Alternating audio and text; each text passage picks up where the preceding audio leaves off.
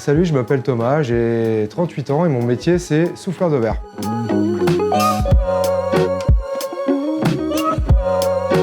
Le métier de souffleur de verre, en fait, pour moi, c'est jouer avec une matière à 1200 degrés, donc une matière en fusion, la souffler, la façonner avec mes mains, lui donner les formes que j'ai envie de lui donner. C'est une passion, ça m'est venu en fait d'un coup de foudre quand j'avais 17 ans. Je suis passé devant un atelier, j'ai entendu du bruit, j'ai poussé la porte, j'ai vu les fours en fusion, la matière, les verriers qui transpiraient, ça m'a fait kiffer direct et j'ai voulu faire ce métier-là. Quand j'ai commencé à me lancer, on va dire, à mon compte, j'ai fait des crânes en verre. Je suis parti d'un vrai crâne que j'ai moulé. J'ai été faire un moule en bronze pour pouvoir faire des séries et pas les faire entièrement à la main, graver et sculpter.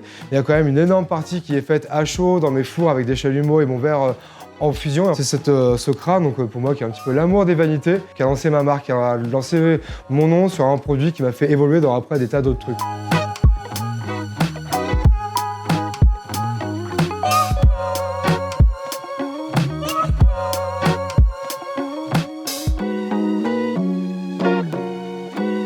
Comment se déroule une journée type pour moi? Alors ça va être le matin déjà, donc d'allumer les fours, préparer un petit peu le matériel, les couleurs, les outils. Et puis ensuite, voilà, tout part de dessin ou de ce que j'ai dans la tête. Et c'est de la commande de particuliers. C'est aussi en ce moment beaucoup de stages découvertes pour initier les gens à la vraie valeur de la matière que je travaille. L'aspect le plus satisfaisant, on va dire, je pense, c'est la régularité des gestes. C'est voir ma bulle qui évolue dans la matière. Et donc justement voilà, qui vient en fait épouser les parois, qui va se diversifier en termes d'épaisseur. Le kiff, je pense, c'est bosser une matière vivante. C'est l'aspect un peu négatif, je pense que c'est la chaleur. On travaille une matière qu'on ne peut pas toucher avec les mains.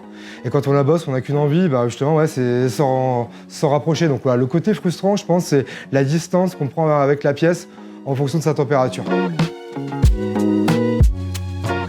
J'arrive maintenant depuis 1 an à vivre de mon activité. Voilà, ouais, ça n'a pas été sans peine. C'est encore des efforts que je me donne tous les jours. Mais je suis content à la fin du mois de voir que j'ai fait que ça de mon mois et que je m'en suis sorti. Moi, j'ai des parents qui sont très terre à terre, donc j'ai toujours été encouragé pour avoir un vrai boulot la semaine, voilà, avec une fiche de salaire tous les mois, le ticket restaurant et la mutuelle. Donc c'est ce que je fais. Je travaillais avant dans les bars le soir et dès que j'avais l'argent pour venir louer l'atelier, faire des pièces que j'étais pas forcément sûr de vendre, je tentais le coup. Et puis à force de le faire, de persévérer et tout, il y a eu, je sais pas, il y a dû y avoir 5-6 ans comme ça, d'efforts tous les jours. Et puis là maintenant, je suis bien content que ça ait payé.